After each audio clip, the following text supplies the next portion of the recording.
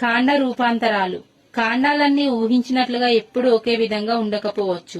వివిధ విధులను నిర్వర్తించడానికి అవి రూపాంతరం చెందుతాయి. కొన్ని మొక్కలలో కాండాలు సాధారణంగా వాయుగతంగా పెరగడానికి భిన్నంగా మృత్తికలోకి వృద్ధి చెందుతాయి.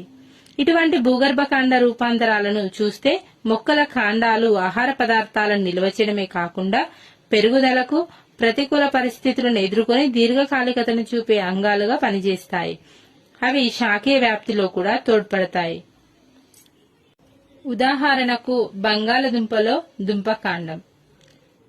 బంగాళదుంపలో మొలకెత్తే మొగ్గ, కళ్ళు, పొలసాకు గుర్తు. మనం బంగాళదుంపలో చూసినట్టయితే ఈ విధంగా కన్నులు ఏర్పడతాయి. ఈ కన్నుల నుండి మొలకెత్తే మొగ్గలు ఏర్పడతాయి. పొలసాకు గుర్తులు. ఈ మొలకెత్తే మొగ్గలు ఇక్కడ ఈ భాగాన్ని